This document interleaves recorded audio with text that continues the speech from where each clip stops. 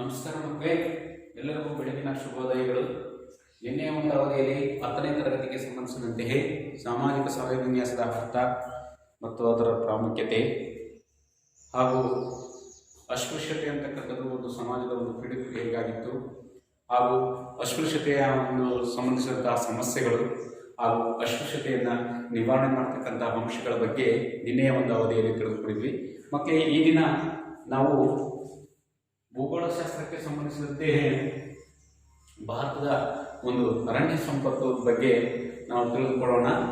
ಈಗ ಅರಣ್ಯ ಸಂಪತ್ತು ಅಂತಕ್ಕಂಥದ್ದು ಅದರ ಅರ್ಥ, ಅದರ ಒಂದು ಪ್ರಾಮುಖ್ಯತೆ ಮತ್ತು ಅರಣ್ಯಗಳ ವಿಧಗಳು ಮೊದಲು ಅದರ ಹಂಚಿಕೆ ಮತ್ತು ಅರಣ್ಯಗಳನ್ನು ಹೇಗೆ ಸಂರಕ್ಷಣೆ ಮಾಡಬಹುದು ಅಂತಕ್ಕಂಥದ್ದನ್ನು ನಾವು ನೋಡೋಣ. ಮೊದಲಿಗೆ ಅರಣ್ಯದ ಅರ್ಥವನ್ನು ತಿಳಿದುಕೊಳ್ಳೋಣ. ನಾವು ಇದನ್ನ ಅರಣ್ಯಗಳ ಅರ್ಥ.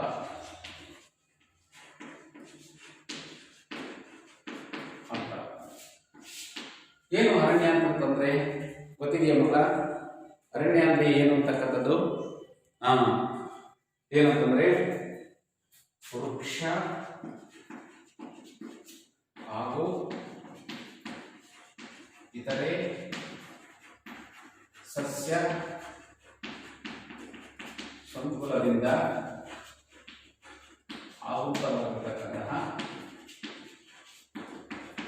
ಸಸ್ಯ ಮತ್ತು ವೃಕ್ಷ ಸಂಕುಲದಿಂದ ಆವೃತವಾಗಿರತಕ್ಕಂತಹ ಒಂದು ಭೂ ಪ್ರದೇಶವನ್ನ ವಿಶಾಲವಾದ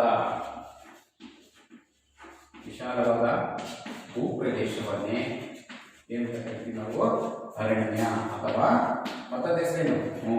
ಅದೇ ಕಾಡು ಅಂತ ಹೇಳ್ಬಿಟ್ಟು ಕರಿತೀವಿ. ಸಸ್ಯ, ವೃಕ್ಷ ಮತ್ತು ಸಸ್ಯ ಸಂಕುಲದಿಂದ ಆವೃತವಾಗಿರ್ತಕ್ಕಂತಹ ವಿಶಾಲವಾಗಿರ್ತಕ್ಕಂತಹ ಒಂದು ಭೂ ಪ್ರದೇಶವನ್ನೇ ಸಾಮಾನ್ಯವಾಗಿ ನಾವೇನಂತ ಕರಿತೀವಿ ಮಕ್ಕಳ? ಅರಣ್ಯ ಅಂತ ಹೇಳ್ಬಿಟ್ಟು ಕರಿತೀವಿ. ಅರಣ್ಯ ಅಂತಕ್ಕಂಥದ್ದು ಒಂದು ನೈಸರ್ಗಿಕವಾಗಿರ್ತಕ್ಕಂತಹ ಒಂದು ಸಂಪನ್ಮೂಲ, ನಿಸರ್ಗದತ್ತವಾಗಿರ್ತಕ್ಕಂಥದ್ದು.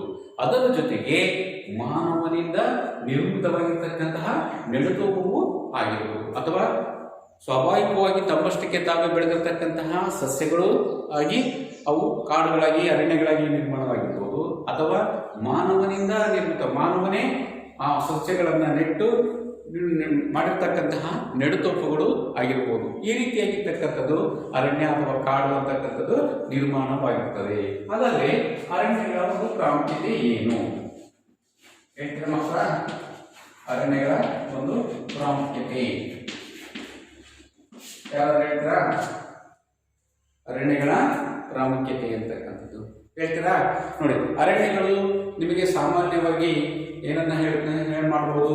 ಏನು ಉಪಯೋಗ ಇದೆ? ಪ್ರಾಮುಖ್ಯತೆ ಅಂದ್ರೆ ಏನು, ಅದರ ಮಹತ್ವ ಅಂದ್ರೆ ಏನು, ಅದರ ಒಂದು ಉಪಯೋಗ. ಹೌದು, ಇದನ್ನ ಆ ಮರಗಳನ್ನ ನಾವೇನ್ ಮಾಡ್ತೀವಿ? ಮರಗಳನ್ನ ಮನೆ ಕಟ್ಟುವುದಕ್ಕೆ ಆಮೇಲೆ ಏನೇನಾಗಿರ್ತಕ್ಕಂಥದ್ದು ರೈಲು ಮಾರ್ಗಗಳ ನಿರ್ಮಾಣಕ್ಕಾಗಿ, ರೈಲು ಮಾರ್ಗ ನಿರ್ಮಾಣ ಮಾಡುವುದಕ್ಕಾಗಿ. ಓಕೆ, ಅದಾದ್ಮೇಲೆ ಅರಣ್ಯಗಳಿಂದ ಏನು ಪ್ರಾಮುಖ್ಯತೆ ಇದೆ ಹೇಳಿ ನೋಡೋಣ. ಮಣ್ಣಿನ ಸವೆತವನ್ನು ತಡೆಗಟ್ಟತಕ್ಕಂಥದ್ದು, ಮಣ್ಣಿನ ಸವೆತ ತಡೆಗಟ್ಟುವುದು. ಮತ್ತೆ 4ನೇದು ಏನಂದ್ರೆ ಮತ್ತೆ ಪ್ರವಾಹವನ್ನ ತಡೆಗಟ್ಟತಕ್ಕಂಥದ್ದು, ಪ್ರವಾಹವನ್ನ ತಡೆಗಟ್ಟುವುದು. ಸೊ 5ನೇದಾಗಿ ಏನನ್ನ ಹೇಳ್ಬೋದು ಹೇಳಿ ನೋಡೋಣ. ಅರಣ್ಯವನ್ನ ತಡೆಗಟ್ಟತಕ್ಕಂಥದ್ದು, ಆಮೇಲೆ ಮೇಲ್ಮೈ ಲಕ್ಷಣವನ್ನ ಸಂರಕ್ಷಣೆ ಮಾಡತಕ್ಕಂಥದ್ದು. ಅರಣ್ಯಗಳಂತಕ್ಕಂಥವು ಮೇಲ್ಮೈ ಲಕ್ಷಣವನ್ನ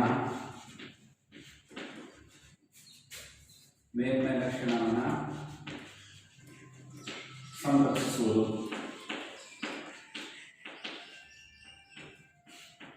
ಆನಂತರ 6ನೇದು ವನ್ಯಜೀವಿಗಳ ಸಂರಕ್ಷಣೆ.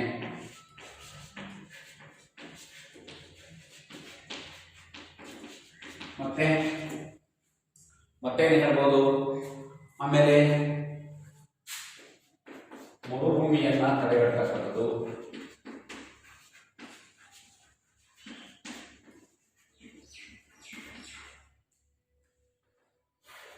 ಎಂಟನೇದೇನಂತ ಹೇಳ್ಬೋದು, ಪರೋಕ್ಷವಾಗಿ ಮಣ್ಣಿನ ಒಂದು ಫಲವತ್ತತೆಯ ಅಭಿವೃದ್ಧಿಗೆ, ಮಣ್ಣಿನ ಫಲವತ್ತತೆಗೆ ಅಭಿವೃದ್ಧಿಗೆ. ಮತ್ತೇನು ಹೇಳ್ಬೋದು, ಅರಣ್ಯಗಳಿರ್ತಕ್ಕಂಥವು ಜಾನುವಾರುಗಳಿಗೆ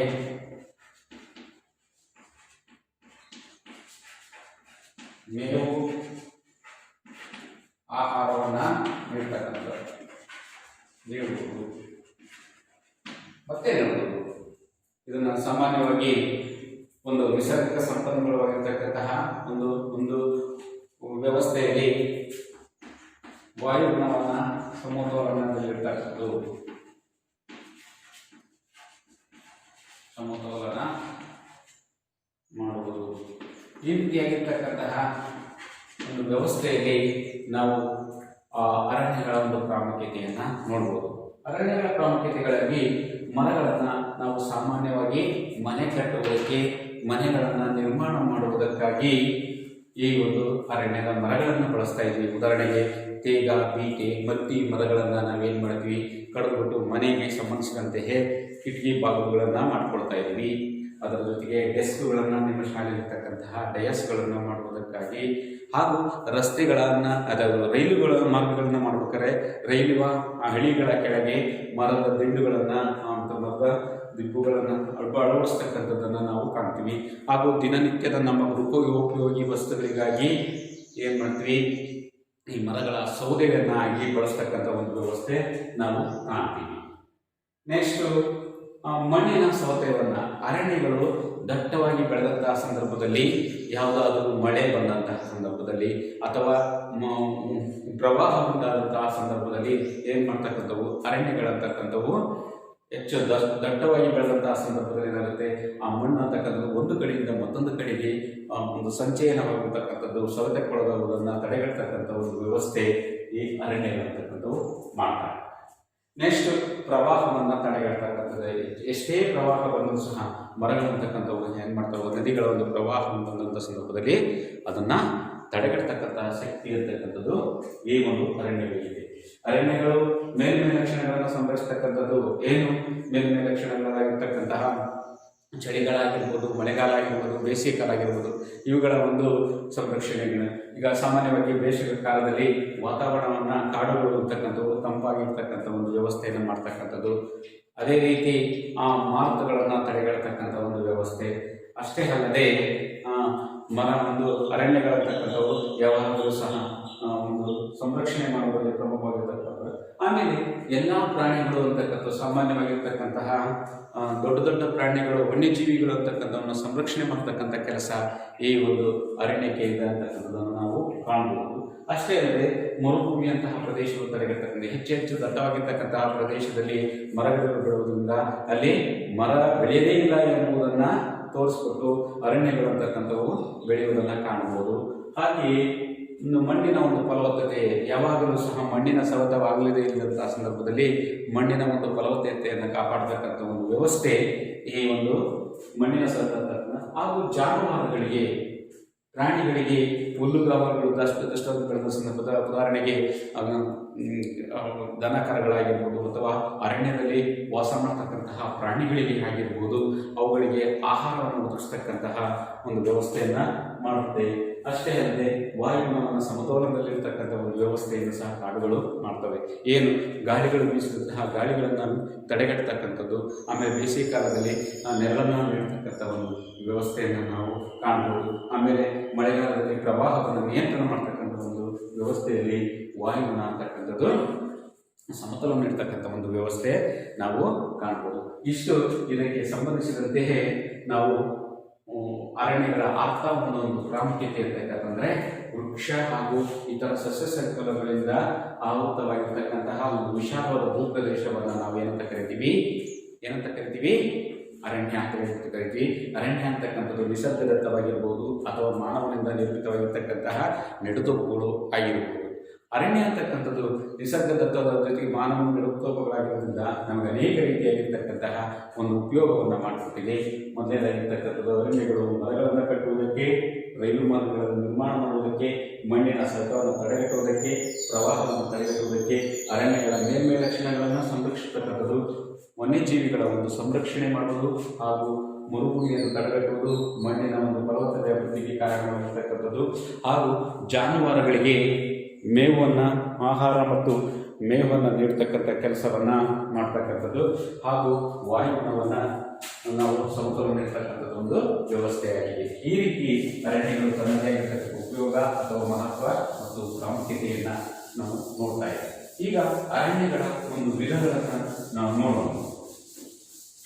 ಅರಣ್ಯಗಳ ವಿಧಗಳು ಸಾಮಾನ್ಯವಾಗಿ ಅರಣ್ಯಗಳು ಅಂತಕ್ಕಂಥದ್ದು ಯಾವ ರೀತಿ ಆಗಿದೆ ಅಂತಕ್ಕಂಥದ್ದು ನೋಡಿದಾಗ ಅರಣ್ಯಗಳು ವಾಯುಗುಣ, ಅಲ್ಲಿರ್ತಕ್ಕಂತಹ ಮೇಲ್ಮೈ ಲಕ್ಷಣ ಮತ್ತು ಮಣ್ಣಿನ ಆಧಾರದ ಮೇಲೆ ಅದು ಪ್ರಭಾವ ಬೀರ್ತಕ್ಕಂಥದ್ದು. ಅರಣ್ಯಗಳಂತಕ್ಕಂಥವು ಯಾವ ಅಂಶಗಳಲ್ಲಿ ನಾವು ನಿರ್ಧಾರ ಮಾಡುವುದಂದ್ರೆ ಅಲ್ಲಿರ್ತಕ್ಕಂತಹ ವಾಯುಗುಣ, ಮಣ್ಣು ಮತ್ತು ಮೇಲ್ಮೈ ಲಕ್ಷಣ ಅರಣ್ಯಗಳು ನಿರ್ಧರಿಸ್ತಕ್ಕಂಥದ್ದು. ಒಂದನೇದಾಗಿರ್ತಕ್ಕಂಥದ್ದು ಅಲ್ಲಿರ್ತಕ್ಕಂತಹ ವಾಯುಗುಣ ಹಾಗೂ ಎರಡನೇದಾಗಿರ್ತಕ್ಕಂತಹ ಮೇಲ್ಮೈ ಲಕ್ಷಣ ಹಾಗೂ ಅಲ್ಲಿರ್ತಕ್ಕಂತಹ ಮಣ್ಣಿನ ಸಾರ. ಮಣ್ಣಿನ ಒಂದು ಸಾರದ ಮೇಲೆ ಆ ಒಂದು ಅರಣ್ಯಗಳಂತಕ್ಕಂಥವನ್ನ ನಾವು ನಿರ್ಧಾರ ಮಾಡಬಹುದು. ಈ ಅಂಶಗಳ ಆಧಾರದ ಮೇಲೆ ನಾವು ಅರಣ್ಯಗಳನ್ನು 6 ವಿಧಗಳಾಗಿ ನಾವು ನೋಡಬಹುದು. ವಾಯುಗುಣ, ಮೇಲ್ಮೈ ಲಕ್ಷಣ ಮತ್ತು ಮಣ್ಣಿನ ಸಾರದ ಆಧಾರದ ಮೇಲೆ ವಾಯುಗುಣವನ್ನು 6 ವಿಧಗಳಾಗಿ ನೋಡಬಹುದು. ಮಣ್ಣಿನಲ್ಲಿ ಎಷ್ಟು ವಿಧ? 6 ವಿಧ ಆಗ್ತಕ್ಕಂಥದ್ದು. ಅವುಗಳೆಂದರೆ ಒಂದನೇದಾಗಿರ್ತಕ್ಕಂಥದ್ದು ಉಷ್ಣವಲಯದ ವಿದ್ಯಾಧೋರಣ ಕಾಲಗಳು.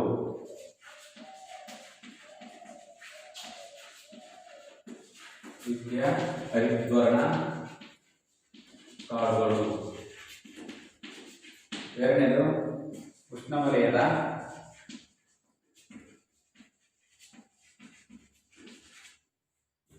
ಎಲೆ ಉದುರುವ ಕಾಡುಗಳು.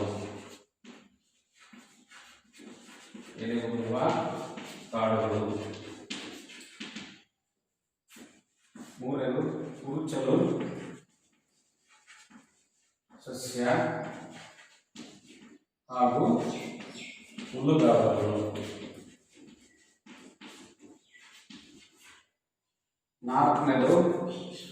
ನಾಲ್ಕನೇದಾಗಿರ್ತಕ್ಕಂಥದ್ದು ನಾವು ಯಾವ್ದನ್ನು ನೋಡ್ತೀವಿ? ಮರುಭೂಮಿ ಸಸ್ಯವರ್ಗ.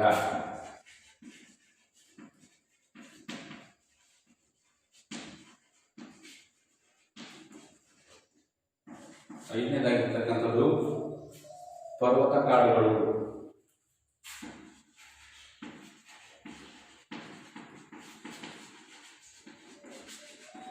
ಆರನೇದಾಗಿರ್ತಕ್ಕಂಥದ್ದು ಮ್ಯಾಂಗ್ರೋವ್ ಕಾಡುಗಳು.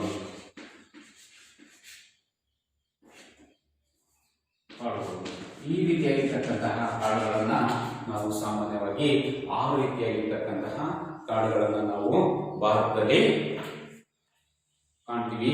ಇವುಗಳ ಹಂಚಿಕೆ ಅಂತಕ್ಕಂಥದ್ದು, ಕಾಡುಗಳು ಅಂತಕ್ಕಂಥದ್ದು ಏನನ್ನ ಕೆಲಸ ಮಾಡ್ತವೆ, ಇವುಗಳ ಹಂಚಿಕೆ ಅಂತಕ್ಕಂಥದ್ದು ನಾವು ನೋಡೋಣ.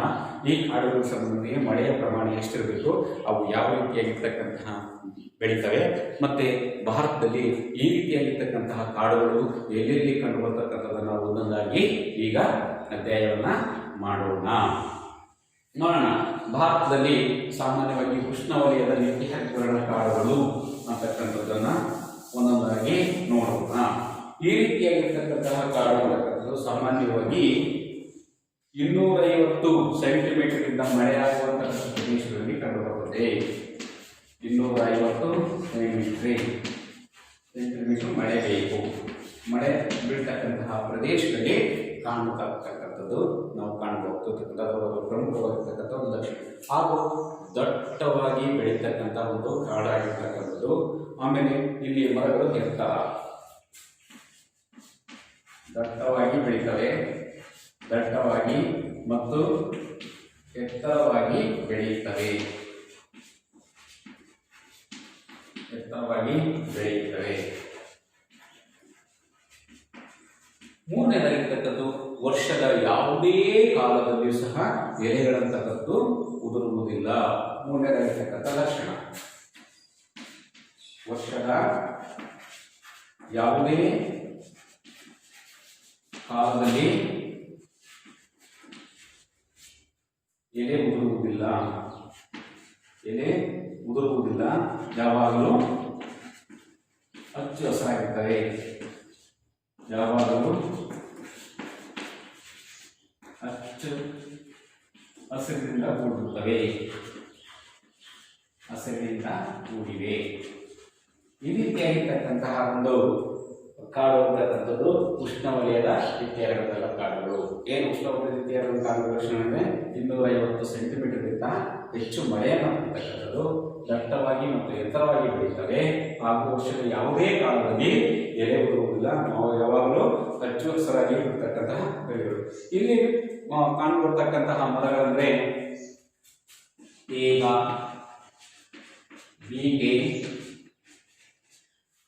ತೇಗ, ಬೀಟೆ ಮತ್ತು ಎಬಿನಿ, ಇಬೋನಿ, ಮಹಾಗನಿ, ಚಂಪಾ ಮತ್ತು ಮತ್ತೊಂದಾಗಿರ್ತಕ್ಕಂತಹ ಒಂದು ಗೂರ್ಜಾನ್ ಅಂತಕ್ಕಂತಹ ಮರಗಳು ನಾವು ಕಾಣ್ತೇವೆ ಈ ದಟ್ಟವಾಗಿರ್ತಕ್ಕಂತಹ ಅರಣ್ಯ ಪ್ರದೇಶಗಳಲ್ಲಿ.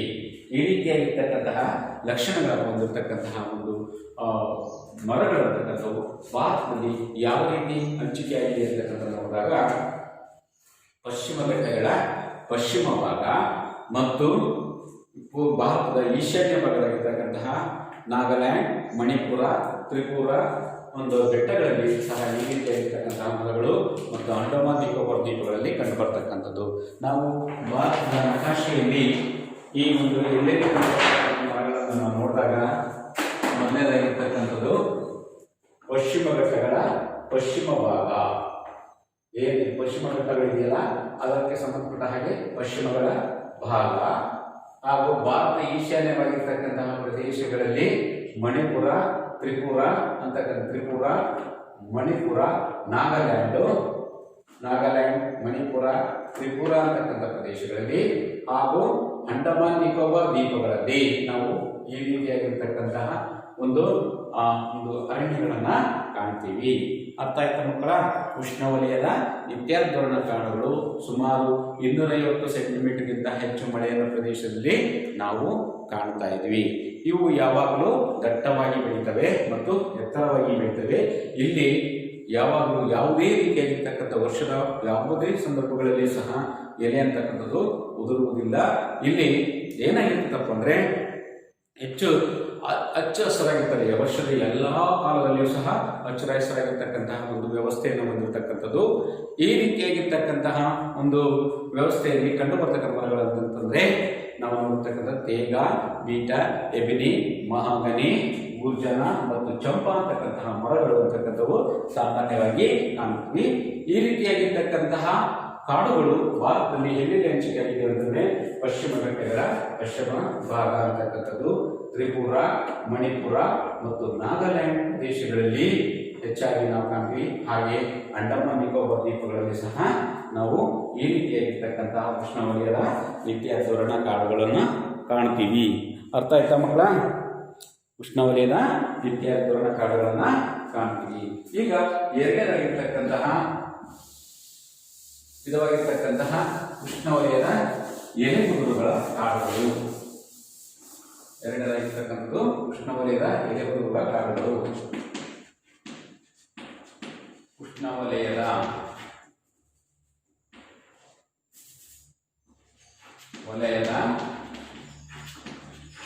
ಎಲೆ ಉದುರುವ ಕಾಡುಗಳು. ಸಾಮಾನ್ಯವಾಗಿ ಈ ಕಾಡುಗಳನ್ನ ನಾವು ಮತ್ತೊಂದು ಹೆಸರಿಂದ ಕರಿತೀವಿ, ಪರ್ಣಪಾತಿ ಅಂತ ಹೇಳ್ಬಿಟ್ಟು ಕರಿತೀವಿ. ಲಕ್ಷಣಗಳು ಇದನ್ನ ಏನು ಕರಿತೀವಿ? ಪರ್ಣಪಾತಿ ಕಾಡುಗಳು. ಪರ್ಣಪಾತಿ ಕಾಡುಗಳು ಅಂತ ಹೇಳ್ಬಿಟ್ಟು ಕರಿತೀವಿ. ಇಲ್ಲಿ ವರ್ಷದಲ್ಲಿ 100 ರಿಂದ 200 ಸೆಂಟಿಮೀಟರ್ ಅಷ್ಟು ಮಳೆ, 100 ರಿಂದ 200 ಸೆಂಟಿಮೀಟರ್ನಷ್ಟು ಮಳೆ ಅಂತಕ್ಕಂಥ ಬೀಳುವ ಪ್ರದೇಶಗಳಲ್ಲಿ ಈ ರೀತಿಯಾಗಿರ್ತಕ್ಕಂತಹ ಕಾಡುಗಳನ್ನ ನಾವು ಕಾಣ್ತೀವಿ.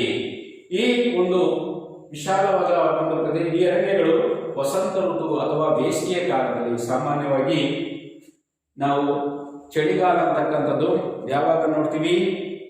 ಚಳಿಗಾಲ ಡಿಸೆಂಬರ್, ಜನವರಿ ಮತ್ತು ಫೆಬ್ರವರಿ. ಮಾರ್ಚ್ ತಿಂಗಳ ಒಂದು ಕಾಲದಲ್ಲಿ, ಮಾರ್ಚ್, ಏಪ್ರಿಲ್, ಮೇ, ಈ ವಸಂತ ಋತುವಿನ ಕಾಲದ ಆರಂಭದಲ್ಲಿ ಅಂದರೆ ಮಾರ್ಚ್ ತಿಂಗಳಲ್ಲಿ ಇಲ್ಲಿ ವರ್ಷಗಳು ಏನಾಗುತ್ತೆ? ಎಲೆಗಳು ಹುಟ್ಟುತ್ತವೆ. ವಸಂತ ಋತುವಿನ ಆರಂಭದಲ್ಲಿ ಈ ಕಾಡುಗಳ ಎಲೆಗಳು ಅಂತಕ್ಕಂಥವು ಹುಡುಕ್ತವೆ. ವಸಂತ ಋತುಗಳ ಆರಂಭದ ಕಾಲದಲ್ಲಿ ಎಲೆಗಳಂತಕ್ಕಂಥವು ಉರಿತವೆ. ಇವುಗಳನ್ನ ಮಾನ್ಸೂನ್ ಕಾಡುಗಳನ್ನು ಕರೆದು ಕರಿತೀವಿ. ಮಾನ್ಸೂನ್ ಅಂದ್ರೆ ಮಳೆಗಾಲಕ್ಕೆ ಸಂಬಂಧಿಸಿದಂತೆ ಹೆಚ್ಚಾಗಿ ಮಳೆ ಅಂತಕ್ಕಂಥ ಆ ಸಂದರ್ಭದಲ್ಲಿ ಆಗ್ತಕ್ಕಂಥ ಒಂದು ವ್ಯವಸ್ಥಿತ ಮಾನ್ಸೂನ್ ಕಾಡುಗಳೆಂದು ಕರಿತೀವಿ. ಇಲ್ಲಿ ಬೆಳೆಯುವ ಮರಗಳಂದ್ರೆ ತೇಗ, ಸಲೆ,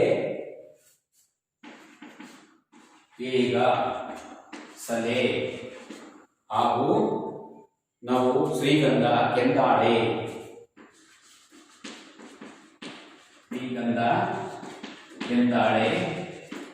ಮತ್ತು ತಪಸಿ ಮರ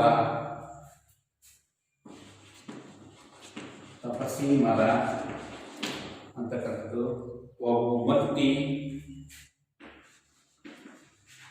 ಮತ್ತಿ, ಮಾವು, ಬೇವು, ಹುಣಸೆ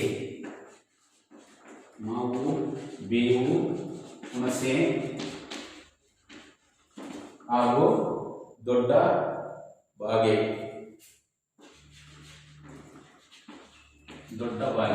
ಈ ರೀತಿಯಾಗಿರ್ತಕ್ಕಂತಹ ಮರಗಳನ್ನ ನಾವು ಕಾಣ್ತೀವಿ. ನೋಡಿ, ಇವುಗಳನ್ನ ಇದರ ಲಕ್ಷಣಗಳಂತಕ್ಕಂಥ ಪರ್ಣಪಾತಿ ಕಾಡುಗಳೆಂದು ಕರೆಯುತ್ತೇವೆ.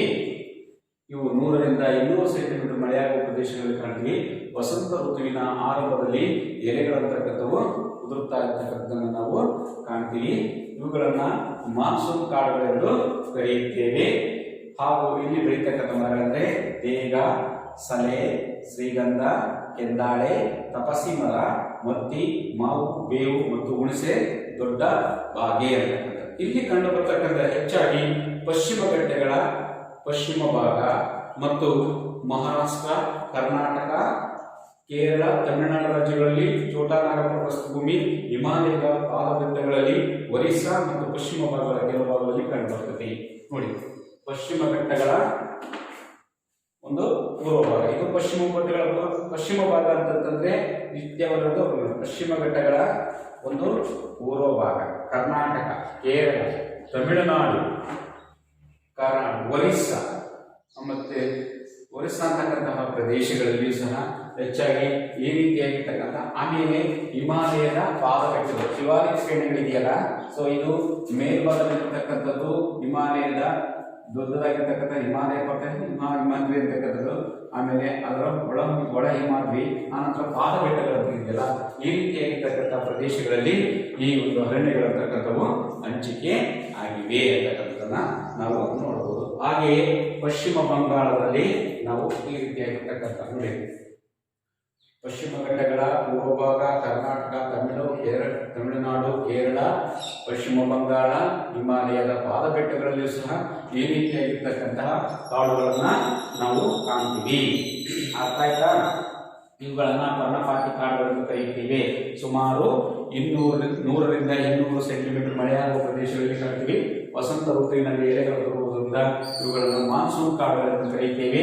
ಇಲ್ಲಿ ಬೆಳೀತಕ್ಕಂಥ ಬೆಳೆಗಳೆಂದರೆ ತೇಗ, ಸಲೆ, ಶ್ರೀಗಂಧ, ಕೆಂದಾಳ, ತಪಸಿ ಮರ, ಮತ್ತಿ, ಮಾವು ಮತ್ತು ಬೇವು, ಹುಣಸೆ, ದೊಡ್ಡ ಭಾಗ ಅಂತಕ್ಕಂಥ ನಾವು ಮರಗಳನ್ನು ಕಾಣ್ತೀವಿ.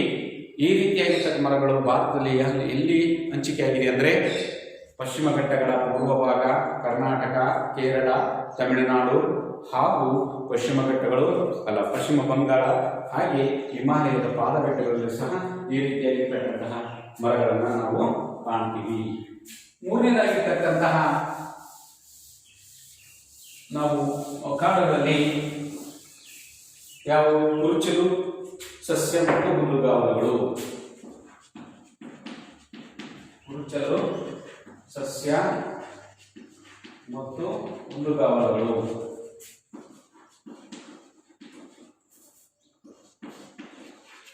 ಕುರುಚಲು ಮತ್ತು ಸಸ್ಯ ಮತ್ತು ಹುಲ್ಲುಗಾವಲುಗಳು ಅಂತಕ್ಕಂತಹ ಪ್ರದೇಶಗಳಲ್ಲಿ ಆ ಒಂದು ಕಾಡುಗಳಲ್ಲಿ ಬರತಕ್ಕಂಥ ಲಕ್ಷಣದಲ್ಲಿ ಒಂದನೇದಾಗಿರ್ತಕ್ಕಂಥದ್ದು 60 ರಿಂದ 100 ಸೆಂಟಿಮೀಟರ್. 60 ರಿಂದ 100 ಸೆಂಟಿಮೀಟರ್ ಮಳೆ ಬೀಳುವ ಪ್ರದೇಶಗಳಲ್ಲಿ ಕಾಣ್ತೀವಿ. ಎಷ್ಟರಿಂದ 60 ರಿಂದ 100 ಸೆಂಟಿಮೀಟರ್ ಇರ್ತಕ್ಕಂಥ ಈ ಕುರುಚಲು ಗಿಡಗಳಿರ್ತಕ್ಕಂಥವು ತುಂಬಾ ಕುಬ್ಜ ಒರಟಾದ ಹುಲ್ಲು, ಕುಬ್ಜವಾಗಿದ್ದು ಒರಟಾದ ಮುಳ್ಳು ಗಿಡಗಳಿಂದ ಕೂಡುತ್ತದೆ. ಮುಳ್ಳು ಗಿಡಗಳು ನಾವು ಕಾಣ್ತೀವಿ. ಇದರ ಲಕ್ಷಣಗಳಲ್ಲಿ ತುಂಬಾ ಕುಬ್ಜವಾಗಿರ್ತಕ್ಕಂಥ ಒರಟಾದ ಹುಲ್ಲು ಮತ್ತು ಮುಳ್ಳು ಗಿಡಗಳಂತಕ್ಕಂಥವು ಕಂಡು ಬರ್ತಕ್ಕಂಥವನ್ನು ಇಲ್ಲಿ ಕಾಣ್ತೀವಿ. ಇವು ಅಲ್ಲಿ ಚೆದರಿ ಬೆಳೀತಕ್ಕಂತಹ ಒಂದು ವ್ಯವಸ್ಥೆಯನ್ನ ನಾವು ಕಾಣ್ತೀವಿ. ಕುಬ್ಜವಾಗಿದ್ದು ಒರಟಾದ ಹುಲ್ಲಿನಿಂದ ಕೂಡಿರ್ತಕ್ಕಂತಹ ಮುಳ್ಳು ಗಿಡಗಳು ಅಲ್ಲಲ್ಲಿ ಚೆದರಿಕೊಂಡಿರ್ತಕ್ಕಂಥದ್ದನ್ನು ನಾವು ಕಾಣ್ತೀವಿ. ಈ ರೀತಿಯಾಗಿರ್ತಕ್ಕಂತಹ ಬೆಟ್ಟಗಳ ಒಂದು ಮರಗಳಂತಕ್ಕಂಥವು ಆ ಗುಜರಾತಿನ ಕಚ್ ಮತ್ತು ರಾಜಸ್ಥಾನದ ಪೂರ್ವ ಭಾಗ, ಪಂಜಾಬ್ ಪಶ್ಚಿಮ ಘಟ್ಟಗಳ ಕೆಲವು ಭಾಗಗಳಲ್ಲಿ ಕಾರ್ಡಮಮ್ ಬೆಟ್ಟಗಳಲ್ಲಿ ಕಾಣ್ತೀವಿ. ನೋಡಿ, ಗುಜರಾತಿನ ಕಚ್ ಪ್ರದೇಶದಲ್ಲಿ, ರಾಜಸ್ಥಾನದ ಒಂದು ಪೂರ್ವ ಭಾಗದಲ್ಲಿ, ಹಾಗೆ ಪಂಜಾಬಿನ ಪ್ರದೇಶಗಳಲ್ಲಿ ಹಾಗೂ ಪಶ್ಚಿಮ ಘಟ್ಟಗಳ ಒಂದು ಕೆಲವು ಪೂರ್ವ ಭಾಗಗಳಲ್ಲಿ ಈ ರೀತಿಯಾಗಿರ್ತಕ್ಕಂತಹ ಕಾಣ್ತೀವಿ. ಅದೇ ರೀತಿ ನಾವು ಕೇರಳದಲ್ಲಿ ಕಾರ್ಡಿಮಮ್ ಅಂತಕ್ಕಂತಹ ಒಂದು ಬೆಟ್ಟಗಳಿಗೆಲ್ಲ ಆ ಬೆಟ್ಟಗಳಲ್ಲಿ ಸಹ ನಾವು ಈ ರೀತಿಯಾಗಿರ್ತಕ್ಕಂತಹ ಮರಗಳನ್ನ ಕಾಣ್ತೀವಿ. ನೋಡಿ, ಸಾಮಾನ್ಯವಾಗಿ ಕುರುಚಲು ಗಿಡ ಮತ್ತು ಸಸ್ಯವರ್ಗ ಅಂತಕ್ಕಂಥದ್ದು 60 ರಿಂದ 100 ಸೆಂಟಿಮೀಟರ್ ಮಳೆ ಬೀಳುವ ಪ್ರದೇಶಗಳಲ್ಲಿ ಇದನ್ನ ನಾವು ಕಾಣ್ತೀವಿ. ಈ ರೀತಿಯಾಗಿರ್ತಕ್ಕಂತಹ ಮಳೆ ಇದು ಸಸ್ಯಗಳಂತಕ್ಕಂಥವು ಕುಬ್ಜವಾಗಿದ್ದು ಒರಟಾಗಿರ್ತಕ್ಕಂತಹ ಹುಲ್ಲು ಮುಳ್ಳು ಗಿಡಗಳಿಂದ ಆವೃತವಾಗಿದ್ದು ಇವು ಅಲ್ಲಿ ಚೆದರಿಕೊಂಡಿರ್ತಕ್ಕಂತಹ ಗಿಡ ಅಂತಕ್ಕಂಥವು ಕಾಣುತ್ತವೆ. ಹೆಚ್ಚಾಗಿ ಸುಮಾರಾಗಿ ಇದು ಕಚ್ ಅಂತಕ್ಕಂತಹ ಗುಜರಾತ್ನ ಕಚ್ಚು, ರಾಜಸ್ಥಾನದ ತಾರಾ ಮರುಭೂಮಿ ಪ್ರದೇಶದಲ್ಲಿ, ಅದು ಕರ್ನಾಟಕದ ಪಶ್ಚಿಮ ಘಟ್ಟಗಳ ಒಂದು ಪೂರ್ವ ಭಾಗಗಳಲ್ಲಿ, ಹಾಗೆ ಕಾರ್ಡಿಮಮ್ ಬೆಟ್ಟಗಳಲ್ಲಿ ನಾವು ಈ ರೀತಿಯಾಗಿರ್ತಕ್ಕಂತಹ ಸಸ್ಯವರ್ಗವನ್ನ ಕಾಣ್ತೀವಿ. ಇದು ಭಾರತದ ಅರಣ್ಯ ಅಂಚುಗಳಲ್ಲಿ 3ನೇ ಭಾಗ. ನೆಕ್ಸ್ಟ್ 4ನೇದಾಗಿರ್ತಕ್ಕಂಥದ್ದು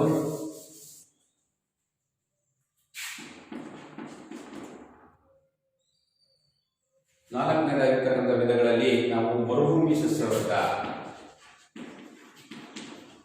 ಮರುಭೂಮಿ ಸಹ ಸಸ್ಯವರ್ಗವನ್ನು ನಾವು ಕಾಣ್ತೀವಿ. ಮರುಭೂಮಿ ಪ್ರದೇಶದಲ್ಲಿ ಸಸ್ಯವರ್ಗ ಇಲ್ಲ ಅಂತ ನಾವು ಹೇಳಕ್ ಬರೋದಿಲ್ಲ.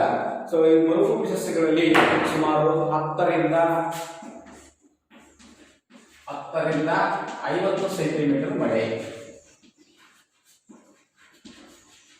10 ರಿಂದ 50 ಸೆಂಟಿಮೀಟರ್ ಮಳೆ ಬೀಳುವ ಪ್ರದೇಶಗಳಲ್ಲಿ ಹೆಚ್ಚಾಗಿ ಕಾಣ್ತೀವಿ. ಉದಾಹರಣೆಗೆ ನಾವು ಸಾಮಾನ್ಯವಾಗಿ ಇಲ್ಲಿ ಕಂಡುಬರ್ತಕ್ಕಂಥ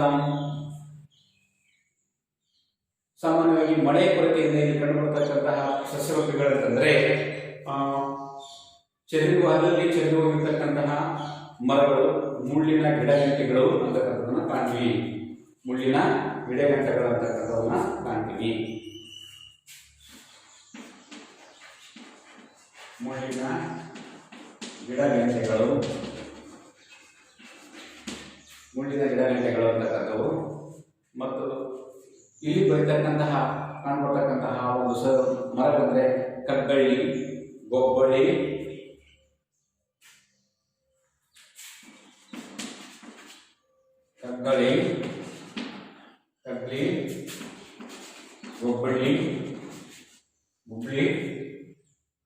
ಗೊಬ್ಬಳಿ, ಕಳ್ಳಿ ಮರ ಅಂತ ಎಲ್ಲ ನೋಡಿದ್ರೆ ಸಾಮಾನ್ಯ ನಮ್ಮಲ್ಲಿ ಕಂಡುಬರ್ತಕ್ಕಂಥ ಖರ್ಜೂರ ಮತ್ತು ತಾಳೆ ಮರ. ಈ ರೀತಿಯಾಗಿರ್ತಕ್ಕಂತಹ ನಾವು ಯಾಕಂದ್ರೆ ಹೆಚ್ಚಾಗಿ ಮಳೆ ಬೀಳುವುದಿಲ್ಲ. ಮರುಭೂಮಿ ಪ್ರದೇಶಗಳಲ್ಲಿ ಸಾಮಾನ್ಯವಾಗಿ 10ರಿಂದ 50 ಸೆಂಟಿಮೀಟರ್ನಷ್ಟು ಮಾತ್ರ ಮಳೆ ಬೀಳ್ತಾ ಇರ್ತದೆ. ಆದ್ದರಿಂದ ಈ ಒಂದು ಪ್ರದೇಶಗಳಲ್ಲಿ ಸಾಮಾನ್ಯವಾಗಿ ನಾವು ಕಾಣ್ತಕ್ಕಂತಹ ಮರಗಳಂತಂದ್ರೆ ಮುಳ್ಳಿನ ಗಿಡಗಂಟೆಗಳು, ಕಗ್ಗಳ್ಳಿ ಅಂತಕ್ಕಂಥದ್ದು, ಕೊಬ್ಬರಿ, ಕಳ್ಳಿ, ಖರ್ಜೂರ ಮತ್ತು ತಾಳೆ ಮರಗಳಂತಕ್ಕಂಥವು ಹೆಚ್ಚಾಗಿ ನೋಡ್ತೀವಿ. ಈ ಒಂದು ಕಾಡುಗಳಂತಕ್ಕಂಥವು ಎಲ್ಲ ನಿಮ್ಮ ಭಾರತದಲ್ಲಿ ಕಾಣ್ಬೇಕಂತಂದ್ರೆ ಮತ್ತು ತಾರಾ ಮರುಭೂಮಿ, ರಾಜಸ್ಥಾನದಲ್ಲಿರ್ತಕ್ಕಂಥ ತಾರಾ ಮರುಭೂಮಿ, ಪಂಜಾಬ್ ಮತ್ತು ಹರಿಯಾಣ ಪ್ರದೇಶಗಳಲ್ಲಿ ಹೆಚ್ಚಾಗಿ ಈ ರೀತಿಯಾಗಿರ್ತಕ್ಕಂತಹ ನಾವು ಕಾಡುಗಳನ್ನ ಕಾಣೋದಕ್ಕೆ ಸಾಧ್ಯ ಆಗುತ್ತೆ. ಗೊತ್ತಾಯ್ತು ಮಕ್ಕಳ? 10ರಿಂದ 100 ಸೆಂಟಿಮೀಟರ್ ಮಳೆ ಬೀಳುವ ಪ್ರದೇಶಗಳಲ್ಲಿ ಹೆಚ್ಚು ವಾರ್ಷಿಕವಾಗಿ ಮಳೆಯಾಗೋದ್ರಿಂದ ಇಲ್ಲಿ ಅಲ್ಲಲ್ಲಿ ಚದುರಿ ಹೋಗಿರ್ತಕ್ಕಂತಹ ಮುಳ್ಳಿನ ಗಿಡಗಂಟೆಗಳು, ಕಗ್ಗಳ್ಳಿ ಅಂತ ಇರ್ತಕ್ಕಂತಹ ಗೊಬ್ಬಳಿ, ಕಳ್ಳಿ, ಖರ್ಜೂರ ಮತ್ತು ತಾಳೆ ಮರಗಳು ಮಾತ್ರ ಕಾಣ್ತಾ ಇವೆ. ಇವು ಹೆಚ್ಚಾಗಿ ಸಾಮಾನ್ಯವಾಗಿ ರಾಜಸ್ಥಾನದ ತಾರಾ ಮರುಭೂಮಿ ಮತ್ತು ಪಂಜಾಬ್, ಹರಿಯಾಣ ಪ್ರದೇಶಗಳಲ್ಲಿ ಹೆಚ್ಚಾಗಿ ಈ ರೀತಿಯಾಗಿರ್ತಕ್ಕಂಥ ಕಾಡುಗಳನ್ನು ನಾವು ಕಾಣ್ತೀವಿ. ಅರ್ಥ ಆಯ್ತಾ? ನೆಕ್ಸ್ಟ್ ನಾವು 5ನೇದಾಗಿರ್ತಕ್ಕಂಥದ್ದು ಯಾವುದು? ಪರ್ವತದ ಒಂದು ಕಾಡುಗಳು.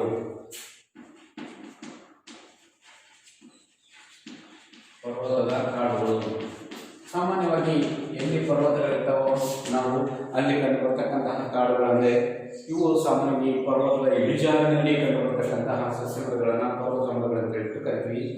ಇವುಗಳಲ್ಲಿ ಕಂಡುಬರ್ತಕ್ಕಂತಹ ಪರ್ವತಗಳ ಇಳಿಜಾರುಗಳಲ್ಲಿ ಕಂಡುಬರ್ತಕ್ಕಂತಹ ಪರ್ವತಗಳ ಇಳಿಜಾರುಗಳಲ್ಲಿ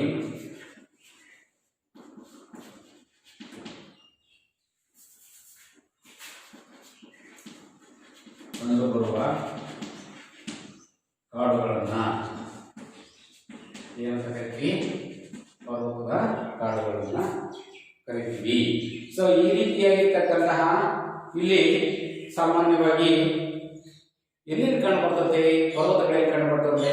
ಹಿಮಾಲಯ ಪರ್ವತ ಆಗಿರ್ಬೋದು, ನೀಲಗಿರಿ ಬೆಟ್ಟಗಳು ಆಗಿರ್ಬೋದು ಅಂತಕ್ಕಂಥದ್ದು ಕಂಡುಬರ್ತಕ್ಕಂಥದ್ದು. ಉದಾಹರಣೆಗೆ ಹಿಮಾಲಯ ಪರ್ವತ ಮತ್ತು ನೀಲಗಿರಿ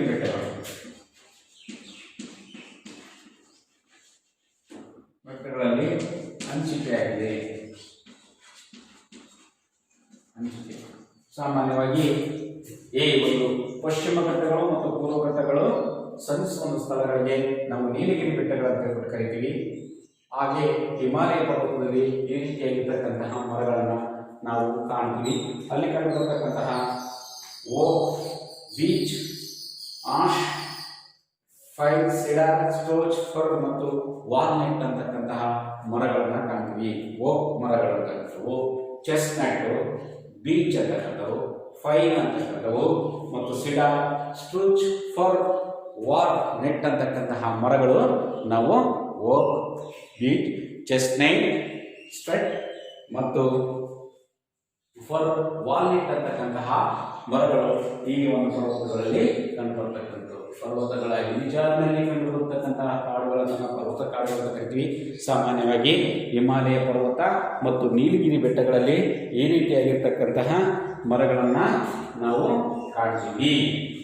ಈ ಒಂದು ಮರಗಳು ಅಂತಕ್ಕಂಥವು ಸಾಮಾನ್ಯವಾಗಿ ಕಂಡುಬರ್ತಕ್ಕಂತಹ ಓಕ್, ಚೆಸ್ಟ್ನಟ್ ಮತ್ತು ಬೀಚ್, ಫೈನ್, ಸಿಡಾರ್, ಸ್ಟೂಚ್, ಫರ್ ಮತ್ತು ವಾಲ್ನಟ್ ಅಂತಕ್ಕಂತಹ ಮರಗಳನ್ನೇ ಹೆಚ್ಚಾಗಿ ಈ ಒಂದು ಪರ್ವತಗಳ ಕಾಡುಗಳಲ್ಲಿ ನಾವು ಕಾಡ್ತೀವಿ. ನೆಕ್ಸ್ಟ್ 6ನೇದಾಗಿರ್ತಕ್ಕಂತಹ ಮ್ಯಾಂಗ್ರೋವ್ ಕಾಡುಗಳು ಅಂತಕ್ಕಂಥದ್ದು.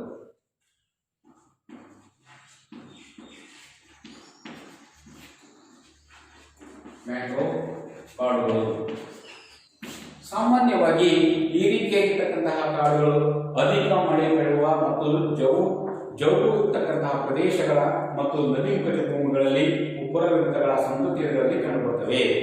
ಇಲ್ಲಿ ಕಂಡುಬರುತ್ತವೆ ಅಧಿಕ ಮಳೆ,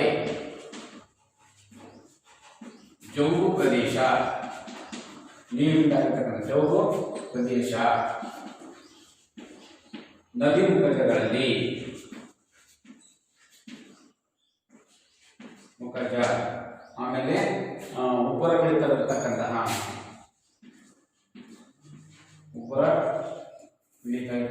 ಪ್ರದೇಶಗಳಲ್ಲಿ ಕಂಡುಬರುತ್ತದೆ.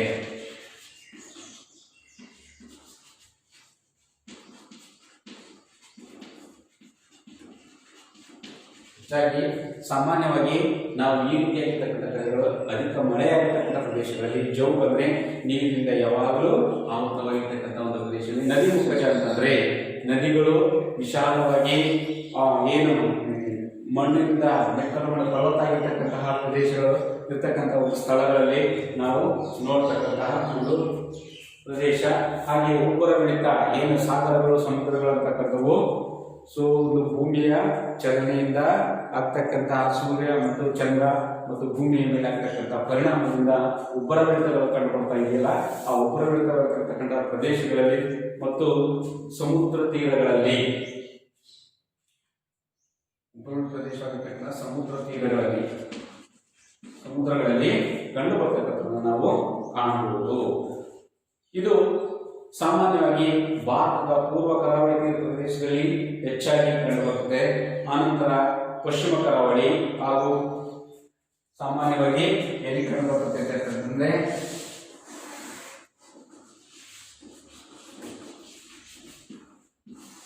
ಭಾರತದ ಪೂರ್ವ ಕರಾವಳಿ ಮತ್ತು ಪಶ್ಚಿಮ ಕರಾವಳಿ ಪ್ರದೇಶಗಳಲ್ಲಿ ಹೆಚ್ಚಾಗಿ ಈ ರೀತಿಯಾಗಿರ್ತಕ್ಕಂತಹ ಒಂದು ಕಾಡುಗಳನ್ನು ಕಾಣ್ತೀವಿ. ಪೂರ್ವ ಕರಾವಳಿ ಮತ್ತು ಪಶ್ಚಿಮ ಕರಾವಳಿ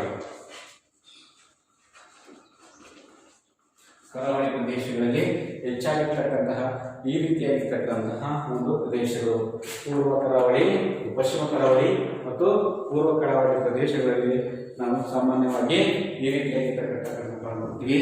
ಇಲ್ಲಿ ಕಂಡುಬರ್ತಕ್ಕಂಥ ಮರಗಳೆಂದರೆ ಬೆತ್ತ, ಜರಿಗಿಡ, ತಾಳೆ, ಕೆಂದಾಳೆ, ಏದಿಗೆ ಅಂತಕ್ಕಂಥದ್ದು. ನೋಡಿ, ಬೆತ್ತ, ತಾಳೆ ಮರ, ಕೆಂದಾಳೆ, ಕೇದಿಗೆ. ಬೆತ್ತ, ಜರಿಗಿಡ, ಕೆಂದಾಳೆ, ತಾಳೆ ಮರಗಳು ಮತ್ತು ಕೇದಿಗೆ. ಕೇದಿಗೆ, ಕೆಂದಾಳೆ, ತಾಳೆ ಮರ ಮತ್ತು ಜರಿಗಿಡ ಅಂತಕ್ಕಂತಹ ಒಂದು ಮರಗಳು ಅಂತಕ್ಕಂಥವು ಹೆಚ್ಚಾಗಿ ನಾವು ಕಾಣ್ತೀವಿ. ಆನಂತರ ಸಮುದ್ರ ತೀರದ ಪ್ರದೇಶಗಳಲ್ಲಿ ಅತ್ಯಂತ ಉದ್ದವಾಗಿರ್ತಕ್ಕಂತಹ ಒಂದು ವಾಗಿರ್ತಕ್ಕಂತಹ ಕೊಂಬೆಗಳಿಂದ ಆವೃತವಾಗಿರ್ತಕ್ಕಂತಹ ಬಿಳಿಡುಗಳು ಅಂತಕ್ಕಂಥವು ಸಾಮಾನ್ಯವಾಗಿ ಕಂಡುಬರ್ತವೆ. ಇವು ಸಮುದ್ರದ ನೀರಿನಲ್ಲಿ ಬಿಳಿಡುಗಳು, ಅತ್ಯಂತ ಬೇರುಗಳು ಅಂತಕ್ಕಂಥವು ಏನಾಗಿರ್ತಕ್ಕಂಥ ಮರದಿಂದ ಕೊಂಬೆಗಳಂತಕ್ಕಂಥವು ಇಳೆಬಿದ್ದು ಇವು ಸಮುದ್ರದಲ್ಲಿ ತೇಲಾಡ್ತಕ್ಕಂಥ ಒಂದು ವ್ಯವಸ್ಥೆಯನ್ನು ನಾವು ಕಾಣ್ತೀವಿ. ಈ ರೀತಿಯಾಗಿರ್ತಕ್ಕಂತಹ ಮರಗಳು ಬಿಳಿಡು ಅಂತ ಹೇಳಿಬಿಟ್ಟು ಕರಿತೀವಿ. ನೋಡಿ, ಮ್ಯಾಂಗ್ರೋವ್ ಕಾಡುಗಳು ಅಂತಕ್ಕಂಥವು ಸಾಮಾನ್ಯವಾಗಿ ಎಲ್ಲಿ ಕಂಡು ಬರ್ತವೆ ಅಂದರೆ ಅಧಿಕ ಮಳೆಯಾಗಿರ್ತಕ್ಕಂಥ ಪ್ರದೇಶ, ಜೌಗು ಪ್ರದೇಶಗಳಲ್ಲಿ, ನದಿ ಮುಖಜ ಭೂಮಿಗಳಲ್ಲಿ, ಉಬ್ಬರವಿಳಿತ ಪ್ರದೇಶಗಳಲ್ಲಿ, ಸಮುದ್ರಗಳಲ್ಲಿ ಕಂಡುಬರುತ್ತೆ. ಈ ರೀತಿಯಾಗಿರ್ತಕ್ಕಂತಹ ಒಂದು ಕಾಡುಗಳು ಅಂತಕ್ಕಂಥವು ಎಲ್ಲಿ ಕಂಡುಬರ್ತಂದ್ರೆ ಭಾರತದ ಪಶ್ಚಿಮ ಕರಾವಳಿ ಪ್ರದೇಶಗಳಲ್ಲಿ ಮತ್ತು ಪೂರ್ವ ಕರಾವಳಿ ಪ್ರದೇಶಗಳಲ್ಲಿ ಕಂಡುಬರುತ್ತದೆ. ಇಲ್ಲಿ ಕಂಡುಬರ್ತಕ್ಕಂತಹ ಮರಗಳೆಂದರೆ ಬೆತ್ತ, ಜರಿಗಿಡ, ತಾಳೆ ಮತ್ತು ಕೆಂದಾಳೆ ಅಂತಕ್ಕಂತಹ ಮರಗಳು ಕಂಡುಬರುತ್ತದೆ. ಅದರ ಜೊತೆಗೆ ಬೇರುಗಳು ಅಂತಕ್ಕಂಥವು ಮರದಿಂದ ಮೇಲ್ಭಾಗದಿಂದ ಕೆಳಕ್ಕೆ ಇಳಿ ಬಿದ್ದಿರ್ತಕ್ಕಂತಹ ಮರಗಳನ್ನು ಕಾಣ್ತೀವಿ. ಅವುಗಳನ್ನು ಬಿಳಿಲುಗಳು ಅಂತ ಹೇಳ್ಬಿಟ್ಟು ಕಾಣ್ತೀವಿ. ಈ ರೀತಿ ಭಾರತದಲ್ಲಿ ಅರಣ್ಯಗಳಂತಕ್ಕಂಥವು ವಾಯುವಿನ ಮೇಲ್ಲಕ್ಷಣ ಮತ್ತು ಮಣ್ಣಿನ ಸಾರದ ಆಧಾರದ ಮೇಲೆ ಅವು ಏನಾಗಿದ್ದಾವೆ ಅಂತಕ್ಕಂಥದ್ದು ಸಾಮಾನ್ಯವಾಗಿ ಅಸ್ತಿತ್ವವನ್ನು ಪಡೆದುಕೊಂಡಿರ್ತಕ್ಕಂತಹ ಉಷ್ಣವಲಯದ ನಿತ್ಯ ಋತುವರ್ಣ ಕಾಡುಗಳು. ನೋಡಿ, ಉಷ್ಣವಲಯದ ನಿತ್ಯ ಋತುವರ್ಣ ಕಾಡುಗಳು ಅಂತಕ್ಕಂಥವು ಏನಾಗಿದ್ದಾವೆ, ಸಾಮಾನ್ಯವಾಗಿ ಏನಾಗಿರ್ತಕ್ಕಂಥವು ಇವು ದಟ್ಟವಾಗಿರ್ತಕ್ಕಂಥದ್ದು, ಎತ್ತರವಾಗಿರ್ತಕ್ಕಂತಹ ಮರಗಳು, ಯಾವಾಗಲೂ ಎಲೆಗಳಂತಕ್ಕಂಥವು ಉದುರುವುದಿಲ್ಲ. ಇಲ್ಲಿ ಏನಾಗಿರ್ತದೆ, ಸದಾ ಹಚ್ಚಾಗಿ ಹಸಾಗಿರ್ತಕ್ಕಂಥದ್ದು ಕಾಣ್ತೀವಿ. ಇಲ್ಲಿ ಕಂಡುಬರ್ತಕ್ಕಂತಹ ಮರಗಳು ಅಂತಕ್ಕಂಥದ್ದು ತ್ರಿಪುರ, ನಾಗಾಲ್ಯಾಂಡ್, ಮಣಿಪುರ ಅಂತಕ್ಕಂಥದ್ದು ಹಾಗೂ ಪಶ್ಚಿಮ ಘಟ್ಟಗಳ ಪಶ್ಚಿಮ ಭಾಗದಲ್ಲಿ ನಾವು ನಿತ್ಯ ಋತುವರ್ಣ ಕಾಡುಗಳನ್ನು ಕಾಣ್ತೀವಿ. ಸುಮಾರು 250ಕ್ಕಿಂತ ಅಧಿಕ ಮಳೆ ಬೀಳುವ ಪ್ರದೇಶಗಳಲ್ಲಿ ಈ ರೀತಿಯಾಗಿರ್ತಕ್ಕಂಥ ಕಾಡುಗಳನ್ನು ನಾವು ಕಾಣ್ತೀವಿ. ಅರ್ಥ ಆಯ್ತಾ ಮಕ್ಕಳ? ಸೊ ಅದಾದ ನಂತರ ಉಷ್ಣವಲಯದ ಎಲೆಯುತ್ತಿರುವ ಕಾಡುಗಳನ್ನ ಇವುಗಳನ್ನ ಪರ್ಣಪಾತಿ ಕಾಡುಗಳು ಅಂತ ಹೇಳ್ಬಿಟ್ಟು ಕರಿತೀವಿ. ಸುಮಾರು 100 ರಿಂದ 200 ಸೆಂಟಿಮೀಟರ್ ಮಳೆ ಬೀಳ್ತಕ್ಕಂತಹ ಪ್ರದೇಶಗಳಲ್ಲಿ ನಾವು ಕಾಣ್ತೀವಿ. ಇವು ಸಾಮಾನ್ಯವಾಗಿ ಈ ಅರಣ್ಯಗಳು ವಸಂತ ಋತುವಿನ ಅಥವಾ ಬೇಸಿಗೆ ಆರಂಭದಲ್ಲಿ ಎಲೆಗಳು ಉದುರುವುದರಿಂದ ಇವುಗಳನ್ನ ಮಾನ್ಸೂನ್ ಕಾಡುಗಳು ಅಂತ ಹೇಳ್ಬಿಟ್ಟು ಕರಿತೀವಿ. ಇಲ್ಲಿ ಬೆಳೆಯುವ ಬೆಳೆಗಳಂದ್ರೆ ಮರಗಳಂದ್ರೆ ತೇಗ, ಸಲೆ, ಶ್ರೀಗಂಧ, ಕೆತ್ತಾಳೆ, ತಪಸಿಂಹರ ಮತ್ತು ಮಾವು, ಬೇವು, ಹುಣಸೆ ಅಂತಕ್ಕಂತಹ ಮರಗಳನ್ನು ನಾವು ಕಾಣ್ತೀವಿ. ಭಾರತದಲ್ಲಿ ಎಲ್ಲೆಲ್ಲಿ ಹೆಚ್ಚಾಗಿದೆ ಪಶ್ಚಿಮ ಘಟ್ಟಗಳ ಒಂದು ಪೂರ್ವ ಭಾಗ, ಕರ್ನಾಟಕ, ತಮಿಳುನಾಡು, ಕೇರಳ ಇಂಥ ರಾಜ್ಯಗಳಲ್ಲಿ ಮತ್ತು ಹಿಮಾಲಯದ ಪಾದಭಾಗಗಳಲ್ಲಿ, ಒರಿಸ್ಸಾದಲ್ಲಿ ಮತ್ತು ಪಶ್ಚಿಮ ಬಂಗಾಳದಲ್ಲಿ ಈ ರೀತಿಯಾಗಿರ್ತಕ್ಕಂತಹ ಕಾಡುಗಳನ್ನು ನಾವು ಕಾಣ್ತೀವಿ. ಆದರೆ ಉಷ್ಣವಲಯ ಋತುಗಳಲ್ಲಿ ಬೆಳೀತಕ್ಕಂತಹ ಮರಗಳಾಗಿರ್ತಕ್ಕಂತಹ ತೇಗ, ಬೀಟೆ, ಎಬುನಿ, ಮಹಾಬಲಿ ಮತ್ತು ಚಂಪಾ ಮರಗಳನ್ನ ಬೆಳೀತಾ ಇದ್ರು. ನೋಡಿ, ಇವಕ್ಕೆಲ್ಲ ವ್ಯತ್ಯಾಸ. ಉಷ್ಣವಲಯದ ನಿತ್ಯ ಋತುಗಳು ಯಾವಾಗಲೂ ವರ್ಷ ಪೂರ್ತಿಯಾಗಿ ಎಲೆಗಳು ಉದುರುವುದೇ ಇಲ್ಲ. ಆದರೆ ಈ ಒಂದು ಉಷ್ಣವಲಯದ ಎಲೆ ಉದುರುವ ಕಾಡುಗಳು, ಹೆಸರೇ ಸೂಚಿಸುವಂತೆ ಎಲೆ ಉದುರುವ ಕಾಡುಗಳು ಅಂತಕ್ಕಂಥವು ಯಾವಾಗಲೂ ಎಲೆಯನ್ನ ಉದುರಿಸ್ತಾ ಇರ್ತವೆ. ಅದೇ ರೀತಿ ಮೂರನೇದಾಗಿರ್ತಕ್ಕಂಥ ಕುರುಚಲು ಸಸ್ಯ ಮತ್ತು ಹಾಗೂ ಹುಲ್ಲುಗಾವಲು ಪ್ರದೇಶಗಳಲ್ಲಿ 100 ರಿಂದ 60 ರಿಂದ 100 ಸೆಂಟಿಮೀಟರ್ ಮಳೆ ಬೀಳುವ ಪ್ರದೇಶಗಳಲ್ಲಿ ಕಂಡುಬರುತ್ತದೆ. ಕುರುಚಲು ಗಿಡಗಳು ಅಂತಕ್ಕಂಥವು ಒರಟಾಗಿರ್ತಕ್ಕಂತಹ ಮತ್ತು ಕುಬ್ಜವಾಗಿರ್ತಕ್ಕಂತಹ ಒರಟಾಗಿರ್ತಕ್ಕಂತಹ ಹುಲ್ಲು ಮತ್ತು ಕುಬ್ಜವಾಗಿ ಮುಳ್ಳು ಗಿಡಗಳಲ್ಲಿ ಚಲಿಸತಕ್ಕಂಥ ಕಾಣ್ತೀವಿ. ಸಾಮಾನ್ಯವಾಗಿ ಇದು ಹೆಚ್ಚಾಗಿ ನಾವು ಕಾಣ್ತೀವಿ ತಾರಾ ಮರುಭೂಮಿಯ ಅಂಚಿನ ಭಾಗಗಳಲ್ಲಿ ಕಂಡುಬರ್ತೀವಿ. ಪ್ರಮುಖವಾಗಿ ರಾಜಸ್ಥಾನದ ಪೂರ್ವ ಭಾಗ, ಪಂಜಾಬಿನ ಕೆಲವು ಭಾಗಗಳಲ್ಲಿ ಮತ್ತು ಪಶ್ಚಿಮ ಘಟ್ಟಗಳ ಕೆಲವು ಭಾಗಗಳಲ್ಲಿ ಈ ರೀತಿಯಾಗಿರ್ತಕ್ಕಂತಹ ಕಾಡುಗಳನ್ನು ನಾವು ಕಾಣ್ತೀವಿ. ಈ ಒಂದು ವ್ಯವಸ್ಥೆಯನ್ನ ಒಳಗೊಂಡಿರ್ತಕ್ಕಂಥದ್ದನ್ನು ನಾವು ನೋಡ್ತಾ ಇದ್ದೀವಿ. ಅದರ ಜೊತೆಗೆ ಸಾಮಾನ್ಯವಾಗಿ ಮರುಭೂಮಿ ಸಸ್ಯವರ್ಗದಲ್ಲಿ ಸಾಮಾನ್ಯವಾಗಿ 10 ರಿಂದ 50 ಸೆಂಟಿಮೀಟರ್ನಷ್ಟು ಮಳೆ ಬೀಳುವ ಪ್ರದೇಶಗಳು ನಾವು ಕಾಣ್ತೀವಿ. ಹೆಚ್ಚಾಗಿ ಇಲ್ಲಿ ಮಳೆ ಅಂತಕ್ಕಂಥದ್ದು ಕಾಣಿಸುವುದರಿಂದ ಆದ್ದರಿಂದ ಇಲ್ಲಿ ಕಂಡುಕೊಳ್ತಕ್ಕಂಥ ಮಳೆಗಳ ಒಂದು ಕಾಡುಗಳ ಪ್ರಮಾಣ ಅಂತಕ್ಕಂಥದ್ದು ಕಡಿಮೆ ಇರ್ತದೆ. ಇಲ್ಲಿ ಬೆಳೀತಕ್ಕಂಥ ಸಸ್ಯಗಳನ್ನ ಸಾಮಾನ್ಯವಾಗಿ ನಾವು ನೋಡ್ತಕ್ಕಂಥದ್ದು ಕಗ್ಗಳ್ಳಿ, ಗೊಬ್ಬಳ, ಕಳ್ಳಿ, ಖರ್ಜೂರ ಮತ್ತು ತಾಳೆ ಮರಗಳಂತಕ್ಕಂಥವು ಕಂಡುಬರ್ತವೆ. ಇವು ಭಾರತದಲ್ಲಿ ಕಂಡುಬರ್ತಕ್ಕಂತಹ ಪ್ರದೇಶಗಳು. ಅಂದರೆ ಭಾರತದಲ್ಲಿ ಕಂಡುಬರ್ತಕ್ಕಂತಹ ಮರಗಳು ಎಲ್ಲೆಲ್ಲಿ ಹಂಚಿಕೆಯಾಗಿದೆಯಪ್ಪ ಅಂದರೆ ಸಾಮಾನ್ಯವಾಗಿ ರಾಜಸ್ಥಾನ, ಹರಿಯಾಣ ಮತ್ತು ಪಂಜಾಬ್ನ ಕೆಲವು ಭಾಗಗಳಲ್ಲಿ ನಾವು ಈ ರೀತಿಯಾಗಿರ್ತಕ್ಕಂತಹ ಒಂದು ಕಾಡುಗಳನ್ನ ಕಾಣ್ತೀವಿ. ನೆಕ್ಸ್ಟ್ ಪರ್ವತದ ಕಾಡುಗಳು ಅಂತಂದ್ರೆ ಪರ್ವತಗಳ ಇಳಿಜಾರಿನಲ್ಲಿ ಬೆಳೀತಕ್ಕಂತಹ ಒಂದು ಸಸ್ಯ ಮತ್ತು ಮರಗಳನ್ನ ಪರ್ವತಗಳಂತ ಕರಿತೀವಿ. ಸಾಮಾನ್ಯವಾಗಿ ಇದು ಭಾರತದ ಒಂದು ಹಿಮಾಲಯ ಪರ್ವತ ಸ್ವಲ್ಪ ಮಟ್ಟಿಗೆ ಹಾಗೂ ನೀಲಗಿರಿ ಬೆಟ್ಟಗಳಲ್ಲಿ ಕಂಡುಬರುತ್ತದೆ. ಇವು ಸಾಮಾನ್ಯವಾಗಿ ಓಕ್, ಚೆಸ್ಟ್ನಟ್, ಸೀಡರ್ ಮತ್ತು ಫರ್, ವಾಲ್ನಟ್, ಪೈನ್ ಅಂತಕ್ಕಂತಹ ಬೀಚ್ ಅಂತಕ್ಕಂತಹ ಮರಗಳನ್ನ ನಾವು ಹೆಚ್ಚಾಗಿ ಈ ಒಂದು ಪ್ರದೇಶಗಳಲ್ಲಿ ಕಾಣ್ತೀವಿ. ಹಾಗೆಯೇ ನಾವು ಸಾಮಾನ್ಯವಾಗಿ ಮ್ಯಾಂಗ್ರೋವ್ ಕಾಡುಗಳಂದ್ರೆ ಅಧಿಕವಾಗಿರ್ತಕ್ಕಂತಹ ಮಳೆ ಬೀಳುವ ಜೌಗು ಪ್ರದೇಶಗಳಲ್ಲಿ ಮತ್ತು ನಗದಿ ಮುಖ ಜಮೀನುಗಳಲ್ಲಿ, ಉಪರಬೆಳೆದ ಪ್ರದೇಶಗಳಲ್ಲಿ ಮತ್ತು ಸಮುದ್ರ ತೀರಗಳಲ್ಲಿ ಕಂಡುಬರ್ತಕ್ಕಂತಹ ಒಂದು ಕಾಡುಗಳನ್ನ ಮ್ಯಾಂಗ್ರೋವ್ ಕಾಡುಗಳು ಅಂತ ಹೇಳ್ಬಿಟ್ಟು ಕರಿತೀವಿ. ಇಲ್ಲಿ ಸಾಮಾನ್ಯವಾಗಿ ಹೆಚ್ಚಾಗಿ ಮರಗಳಿದ್ರೆ ಸುಂದರಿ ಮರ, ಸುಂದರಿ ಬನ್ ಅಂತಕ್ಕಂಥದ್ದನ್ನು ಕರಿತೀವಿ. ಸುಂದರ ಮರಗಳು ಅಧಿಕವಾಗಿ ಬೆಳೀತಕ್ಕಂಥ ಪ್ರದೇಶಗಳಾಗಿರ್ತಕ್ಕಂತಹ ಪ್ರದೇಶಗಳನ್ನು ಸುಂದರಿ ಬನ್ ಅಂತ ಕರಿತೀವಿ. ಬೆತ್ತ, ಜರಿಗಿಡ, ತಾಳೆ, ಕೆಂದಾಳೆ, ಕೇದಿಗೆ ಅಂತಕ್ಕಂಥದ್ದು. ಹಾಗೆ ಸಮುದ್ರ ಕಡೆ ತೀರ ಪ್ರದೇಶಗಳಲ್ಲಿ ನಾವು ಬೆಳೀತಕ್ಕಂಥ ಮರಗಳ ಒಂದು ಕೊಂಬೆಗಳಂತಕ್ಕಂಥವು ಮರಗಳನ್ನ ಮೇಲಿಂದ ಸಮುದ್ರದಲ್ಲಿ ಒಳಗೆ ತೂರಿಕೊಂಡಿರ್ತಕ್ಕಂಥವುಗಳನ್ನ ನಾವು ಬಿಳಿಲುಗಳು ಅಂತ ಹೇಳ್ಬಿಟ್ಟು ಕರಿತೀವಿ.